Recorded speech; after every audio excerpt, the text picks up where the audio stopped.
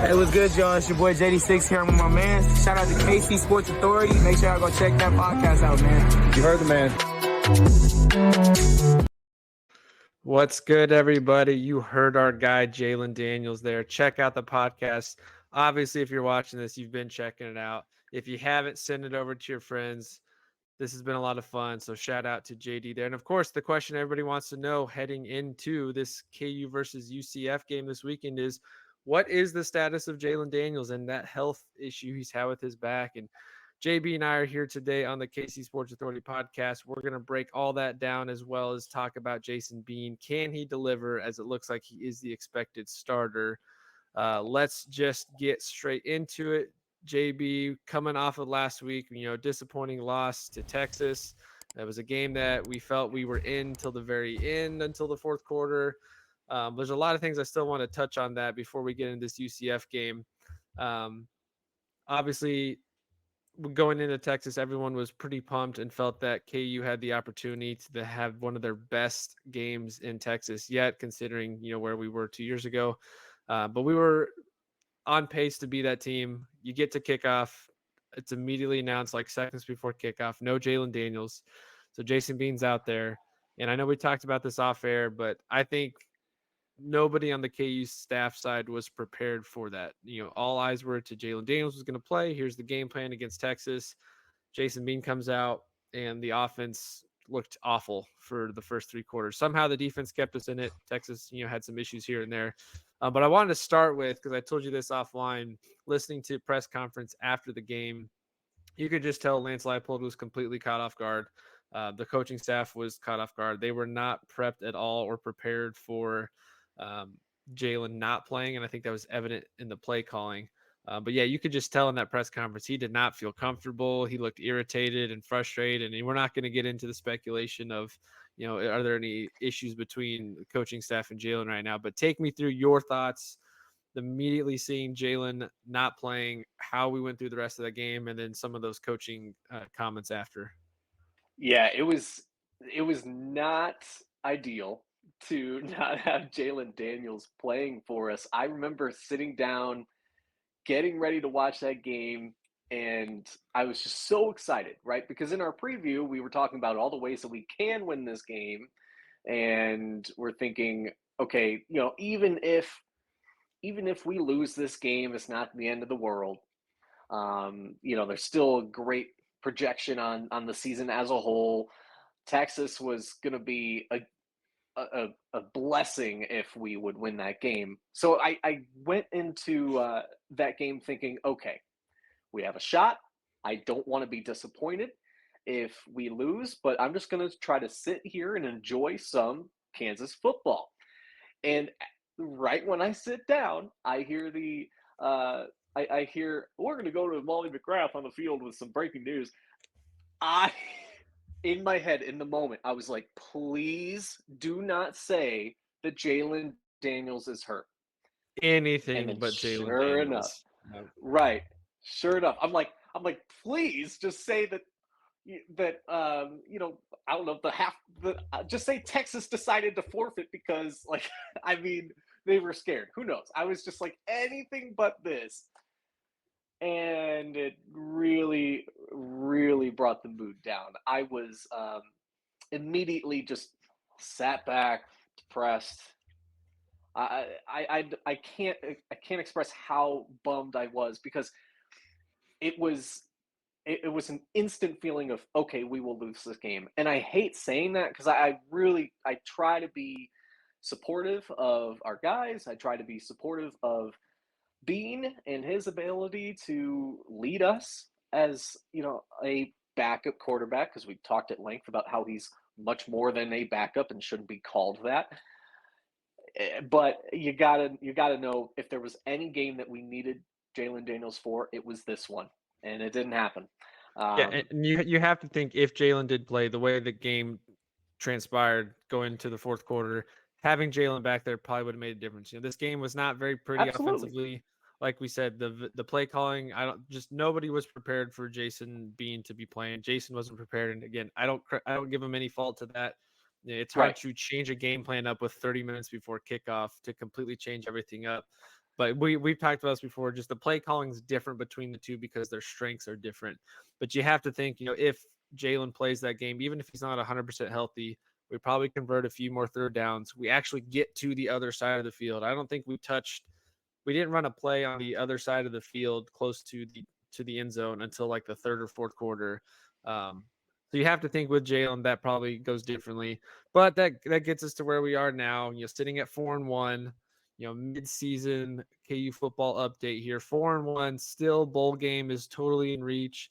I mean, Sure. honestly, Big 12 championship appearance is still potentially in reach if we roll out the rest of the season.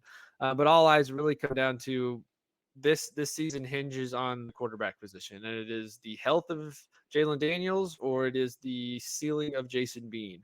That's really the two ways to look at this. And obviously the outlook of this team is very different. Even betting lines, there's about a 2-game swing between Jalon and Jason playing.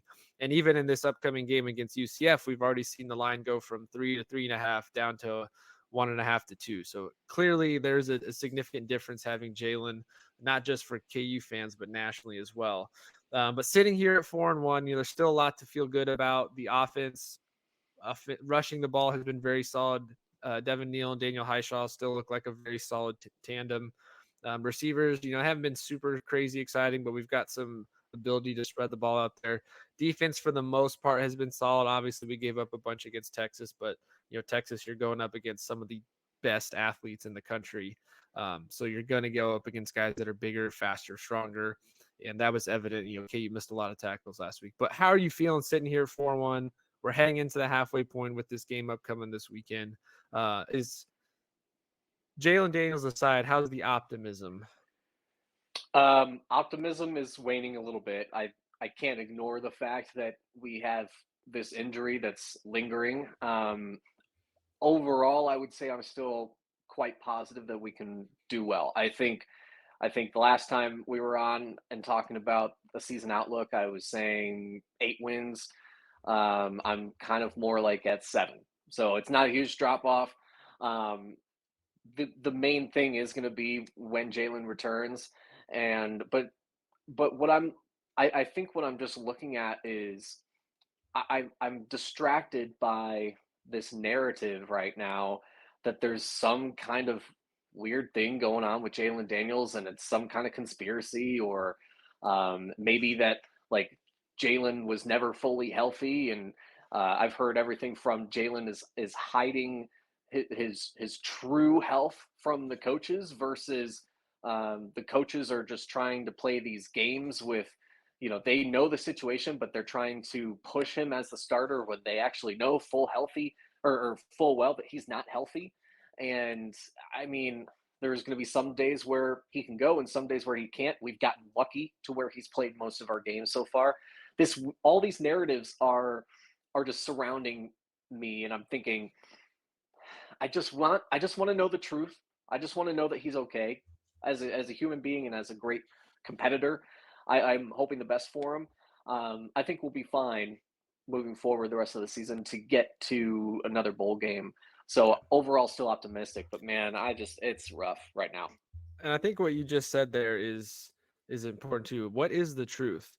One big difference between college football and the NFL is the NFL has to be very, very clear upfront in advance about injury concerns and all that. College football, it's just very different. Like you could was it a couple weeks ago, Jalon was the announced starter at home, and then was even announced by the PA guy that he's the starting quarterback, and then Jason Bean runs out there on the field, and everybody's like, "What the heck's going on?" Nobody heard anything. Yep. So I think that's the part that's frustrating to me is that whether it's Jalon's side and his camp, whether it's KU keeping it quiet, it's frustrating that we're not getting that much information. Like even all this week, it's been, well, Jalon hasn't really practiced this week. He's doubtful for this game, but it's possible. Well, what does that mean? Has he practiced?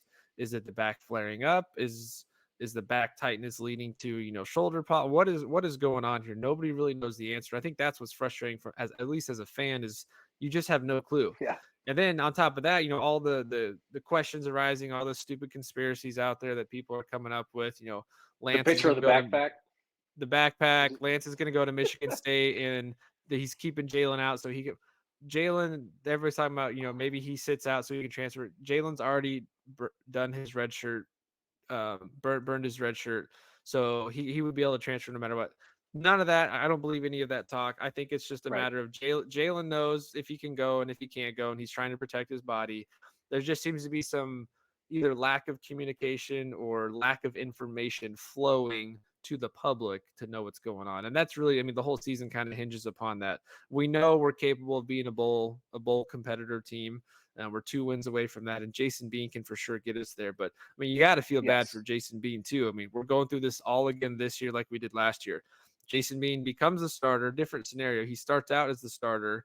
He gets hurt, has a couple games here and there where he's lackluster. Jalon comes in, takes over, all hype's there. Bean has to be comfortable being the backup. Everyone's talking about his limitations. And then Bean comes back in at the end of the season when Jalon gets hurt. So he's done a lot of back and forth. He was going to graduate and leave, decides to come back. So you got to feel for him too, because the fans are not really super positive to him right now. And it's not that they don't trust him. It's Right. just we've seen when he's on the field, his capabilities are limited compared to Jalen's. Whether it's decision making, launching the ball downfield, throwing the, he's just not as accurate. You got to feel Yeah. for him too, because he doesn't know what he's doing from day to day, week to week. Am I starting? Am I backup? Am I getting a few plays? Am I getting all the plays? So you feel for him in the situation as a whole. But yeah, this whole season really depends on who's going to play at quarterback. And, there are parts of me that say, well, if Jalon can't go, then just sit him. Just let him sit. Right. Jason Bean's your starter. We roll from there. It's unfortunate, but if Jalon can't go out there, one, you don't want him to get hurt further to ruin his career. But if he can't go, he can't go. Just rule him out. Let Jason be the starter. Let's move on. That's kind of my take. So that gets us to this KU versus UCF preview. UCF, there's a lot of fun talk about them. They don't like being called Central Florida. They are the Golden Knights of Central Florida, and they absolutely hate that. They just like to be called UCF. Everyone remembers several years ago, they go undefeated and self-declare national champions. But this is their first year in the Big 12, first time in a KU matchup, Big 12 matchup. UCF's looking for their first victory in the Big 12 as well. They have had opportunities. They played Baylor really well until they blew a 28-point lead, losing 36-35 last week. And then they played K-State the week before and didn't do too bad against them either, 44-31. But a lot of the questions we're having about Kansas are a lot of the questions that UCF has. We're getting into quarterback injuries. Quarterback injuries is the number one headline for both these teams. Their starter has been in and out of the lineup most of the year, John Reese Plumlee. Like Jalon, a very dynamic weapon on offense. He can throw the ball. He's very dangerous in open space. He can run the ball. Anytime he's on the field, you're concerned about his running ability. So he's been in and out. Their other quarterback he's not bad by any means, McCain. He's more of a throwing quarterback. Not that he can't run, but he's more of a throwing presence. So you do get a completely different looking UCF team depending on who's at quarterback. And I think that's the same for KU. When Jalon's in, we're going to be a more pass heavy, spread the ball out with the option to run.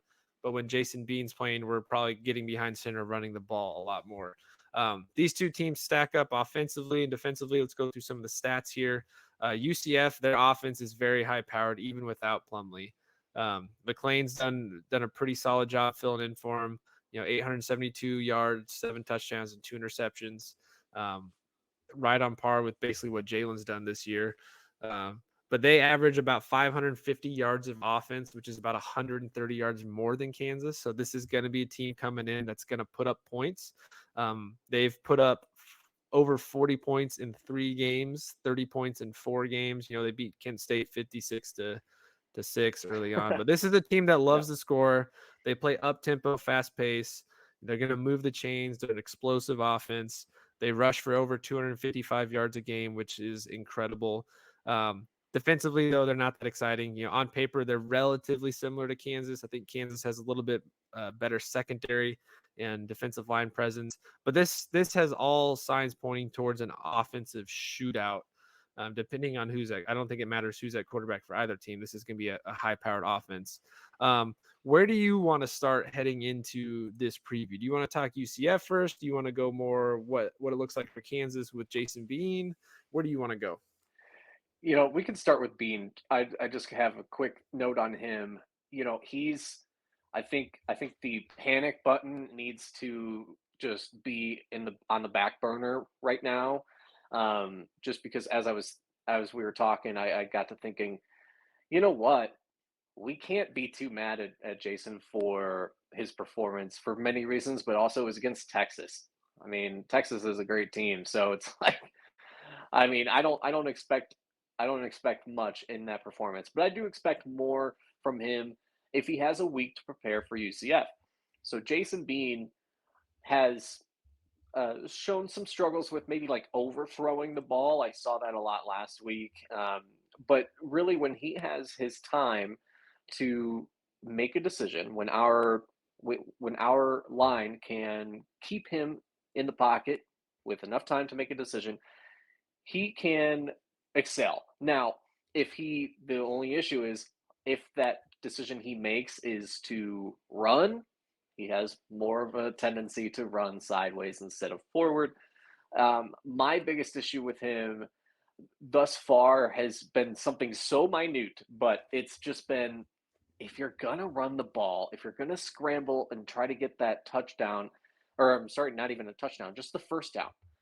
If you're gonna scramble, make sure you know where the sticks are and Yeah. don't slide early.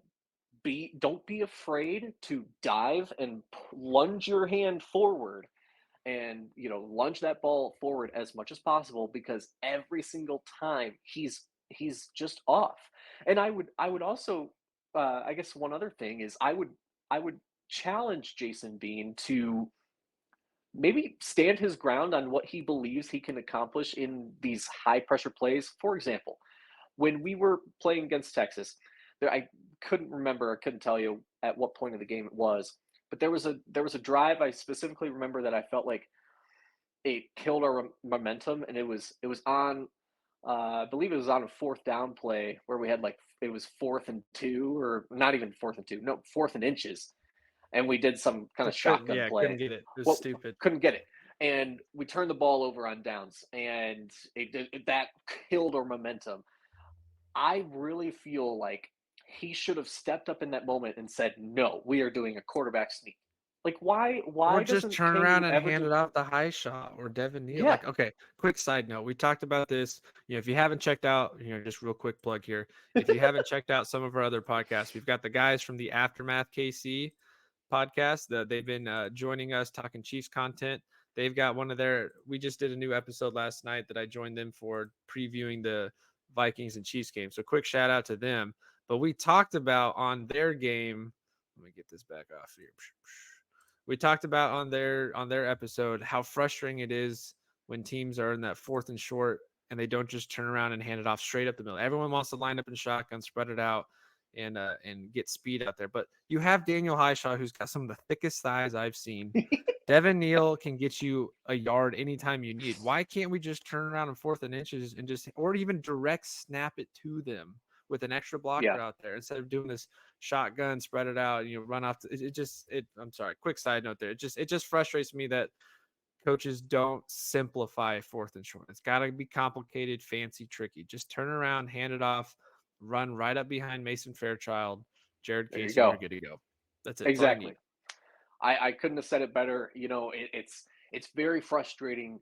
Fourth downs are just terrifying for Kansas fans because we have this tendency to blow it every single time. And I'm like, just do a quarterback sneak. Do just do anything other than what you're doing right now. Don't throw it. Definitely don't throw it. Why aren't we running the ball? Run the dang ball, right? So I'm just worried that we will continue to make those mistakes. I just want Jason Bean to be a little bit more vocal, and because we've talked a couple times now about how sometimes the play calling has seemed a little off. I look, players, I understand you want to listen to your coaches. Coaches know best, but there's a dialogue that should happen. There's a dialogue that needs to happen. And if you really feel like you are right there on the field, and if you feel like, based off of how that game has gone, that you can pull off a quarterback sneak, for example, mention it. I hope he's doing that, because it looks like we've just made some poor decisions up to this point. I'm not for that. Yeah, and I wonder how much of it too. I know we've already kind of mentioned this, but how much of the the disappointment on offense with being out there has been to lack of preparation, because you think Jalon's going to play. And so all week, Bean's not getting the full reps at the one spot. So I'm curious to see this week with Jalon not really practicing much. They've had a full week to install a game plan with the intention of Jason Bean playing at quarterback. Yep. So the play calling is going to be centered around that. So I have a lot of questions on, Kodal Nicky, how is this offense going to look this week? Now that he's had a full week to prep Bean in his play style and his strengths. So what kind of offense are we going to see on the field Saturday? It's going to definitely be very run dependent. I think you have to start with that, because that is what we do best. Highshaw and Devin Neal are one of the best 1-2 punches in the Big 12 as well as the nation. So focus on that. Get into some early positive situations, second and short, second and mediums, so that we don't have to rely on Bean's decision making on the field. Because I think when he gets caught up in the moment, having to make decisions, and you're giving too much there to him, that's when we see him overthrow an easy dump off pass. We see him take off running, and he, to me, he looks like when he runs, he's scared to get hit a little bit, and I totally understand. Yes. He's slender for a quarterback, and having someone run full speed at you looking to rip your head off doesn't sound fun. So I get it, but he's not really putting his body on the line. So when you're doing that, what happens is you slide early, you jump out of bounds too early, you don't extend for the play. So I think it starts with the running game, but really it's going to be Kodal Nicky's game plan offensively. What is it going to look like with a full week of preparation? And if things go how we're kind of hoping with a full week of preparation, then I think we get back to what we saw Bean do earlier in the season against lesser competition, where he was more prepared, looked comfortable back there. So play calling is going to be a huge question for sure. It obviously, I mean, we could sit here every single game, every preview, no matter who you're playing. We always talk about it starts with the battle of the trenches. Our offensive line against their D line, our D line against their offensive line. But one strength of UCF, as we switch over to the other side here, UCF has a pretty solid pass protection. They rank in the top 35 in the nation in pass protection. KU also ranks in the top 40 in pass rushing. They get to the quarterback fairly well, even if it's not a sack. They get a lot of quarterback touches, rushes, hurries, all that. KU's pressure on the quarterback's been solid. So I think that's a big matchup to look at. Can this defensive line get pressure? And when they get pressure, can they contain the quarterback? Because if John Reese Plumlee is playing, he can kill you with his legs. And we saw last week Quinn Ewers able to take off for a 30-yard scamper. That's probably been one of KU's biggest weaknesses defensively, is containing the quarterback run. Not so much the running back. I mean, we've been pretty solid there, but can you contain the quarterback, especially one like Plumlee who can run the ball? So when we're going after the quarterback, you got to be smart in how you get there. Keep him contained inside the pocket. Keep the rushing lanes full of you and not open lanes for them to run through. That's the first one I'm looking at. And then back to the offensive side again, too. KU's offensive line is pretty solid. They've been pretty good this year, running and pass blocking. UCF's defensive line's not that great. They're not bad, but they're not fantastic. So to me, this is again another game of the trenches. Can our offensive and defensive line be the strength in this game compared to UCF? And if that's the case, then I think we're in for a good stretch. But what are some keys to the game that you have, whether it's matchups, position battles, anything like that stands out to you to deliver a Kansas victory? Yeah, it's a little tough, right? Because with all the quarterback questions, are we going to have to, prepare for one guy versus the other guy? I'm looking at Devin Neal as we have to just run the ball through him. Daniel Highshaw as well, but I'm worried about the fumbles. I think we're always worried about the fumbles, but it'll be really important to not only contain them, but also to utilize Devin Neal as much as possible. Utilize him as our go-to guy, because with the pass protection being as it is on UCF's end, I'm worried. I'm worried about interceptions. I think if Jason thinks a little bit more before he throws the ball, that's going to be really important. Limiting turnovers is number one for me. Running the ball through the middle is number two. And I really think if we can be smart and control the game pace, that's number three, because they are a high-powered offense. I think keeping the offense off the field would be ideal. So, be it controlling the game clock, be it the scheme of the game, whatever, anything we can do to kind of control the pace of the game, keep their offense off the field, I think will be very advantageous for us. Yeah. Controlling the pace is very important. Again, we said UCF is a much more fast-paced tempo. And what typically happens in a fast-paced tempo type team is the big chunk plays, the big plays downfield. Because your defense is starting to get tired, they let up. So yeah, I think that's a huge one. If our offense can build long drives and give the defense some rest here and there, and we can rotate guys in and out, that could be huge. Because if you let a couple big chunk plays happen here, there's nothing that kills momentum more than a 3rd and 13 or a 3rd and 8, 3rd and 9 that goes for 35, 40 yards down the field. A Yeah. 3rd and 7 and Plumlee breaks off for a 25-yard run. So if you can control those bigger plays and slow those down, maybe that helps control the tempo a little bit. But yeah, that's gonna be another key thing. Again, this offense for UCF loves to get out, run the ball, up pace, keep the tempo moving so that you can't substitute your defense in. So I think that also tells me is our secondary has to be huge. And what I mean by that is they have to tackle. They got to get the first hit. They got to take them down. They can't be missing tackles and letting plays get extended. So I think our secondary needs to play a very disciplined game. Kobe Bryant, another big game here, and force a turnover. I think Kenny Logan needs to show up pretty big, and of course those linebackers. But yeah, I think all around the way this game's projected out, KU was a favorite early in the week.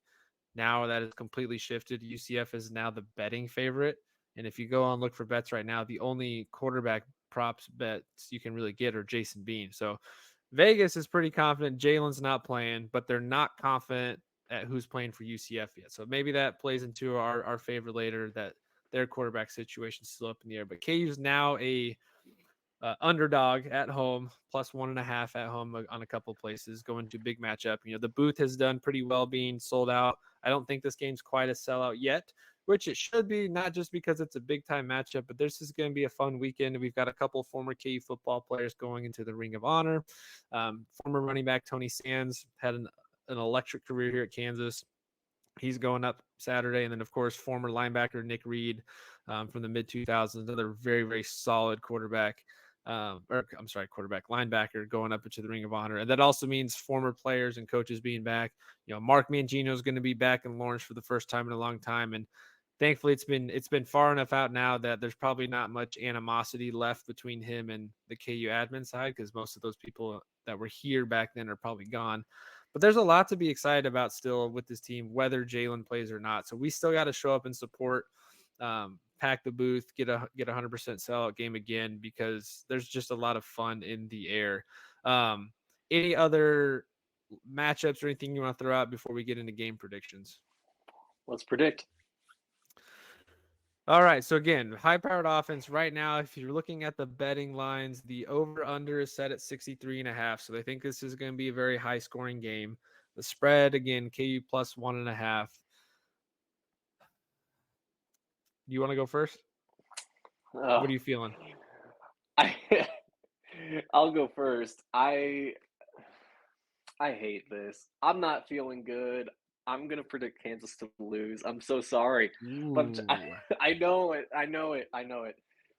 I think it'll be a close game, but I just, and I hate it because we're gonna go to the game. I obviously want us to win. I'm thinking it's gonna be somewhere around like a 34-28 kind of game where we lose. I don't know. I think we might be able to do some good defensively, but I'm just a little worried. I think the narratives, like I said earlier, swirling around my head, they're getting to me, and they got to me. Sorry. I really try to be positive. I try to be the optimistic guy. I try to not be a homer all the time as well. So I'm actually going to predict a Kansas loss. I hate to say it. All right. So for you guys listening and watching, JB clearly does not understand the rules of hosting a KU podcast. One, you can never pick your team to lose. Now, I will give him props because he's trying to be realistic, and so we'll give him that. I feel a little bit more confident, even though Jalen's out. Now that we have a full week of prep with Jason Bean, I'm very hopeful Kotelnicki's going to have a fun game plan put together. I think I trust our defense more than UCF's defense as well, especially that we're at home with an electric environment. I mean, UCF's going to bring it. They have a good fan base that travels. This is the first time they're coming out here, so they're going to have a fan base that travels, which is even more important that we as KU fans need to show up. So I think I'm sitting somewhere around KU 31, UCF 27. We control the pace of play. Devin Neal breaks off a big run late in the game to put us up, and UCF doesn't have enough time on the clock to come down and get it at the end. So I got KU 31-27. From a betting perspective, I don't think I want to touch this game. I'm worried about there's just too much uncertainty. So I don't want to put anything official bets on here. I think if you did have to put a prop bet down, I would anything that's Highshaw and Devin Neal, anytime touchdowns, Devin Neal over on yardage. I like that. I don't really want to touch anything with the receivers because you just don't know what this pass game is going to look like with Bean. But yeah, any other final thoughts on this matchup? You know, assuming KU comes out on top 5-1, that sets the table to just have to get one more. It would give us a lot of momentum heading into the next several weeks with Oklahoma looming in the distance. Again, all eyes are going to be turned to what's the status of Jalon Daniels. But if we did drop this game at home, moving to 4-2, does that start the downfall of what the season could have been to start with? Oh, yes and no. I think a lot of us would have taken 4-2 before the season started. So there has to be the reminder of, hey, we're still in a great position. And we also have to remember this is a very tough stretch of games. So guys, do not panic. If you're listening to this, do not panic. The season is still not over yet, right? There's still so many more opportunities for big wins. This is just going to be a tough 4-game stretch that we're already one game into, and we got to get answers on the quarterback situation, of course. But I'd like to remain optimistic for the rest of the season. Well, you know, we wish Jalon Daniels the best of luck with his health, and we hope that he is getting healthy. You know, if he doesn't play, then hey, Jason Bean, man, you're next man up. And all fans want to know is, can Jason Bean deliver? So KU versus UCF Saturday afternoon here in Lawrence. Let's pack the booth for a big-time matchup, a must-win game, in my opinion, one that we all need to show up for. He's JB. I'm Keegan Russell. You know, thanks for tuning into this episode today. Of course, you can see where to follow us below there on Twitter, Facebook, Instagram, and TikTok at KCSA Pod. Would love for you guys to send some of your predictions our ways. Give us your thoughts on Bean versus Daniels, how you feel about this matchup going to the weekend. And of course, as a reminder, check out the Aftermath podcast on our YouTube page. They are, again, the guys that talk Chiefs football all the time. I joined them on this last episode. So if you're wondering, you know, what things are like over there, come check it out. I was on that episode with them. We talked a lot about this upcoming game. Again, that is the Aftermath. You can find them on Twitter at Aftermath_KC. Check them out on our YouTube page. You can listen to them on Spotify as well. But yeah, thank you guys again for joining us on this one. There's a lot of content coming out. By the time you see this, hopefully you tune into that episode. You tune into Late Night in the Fog, and then it's just the ball's rolling. We got middle of football season, basketball season is just about to get started. You know, we're into baseball postseason. There's a lot of sports content to be had, and we're going to try and talk as much of it as we can. So best way to stay up to date with that is to subscribe to the podcast right here on YouTube. You can also listen to us on Spotify. So until next time, guys, thank you again. And as always, rock chalk. Rock chalk.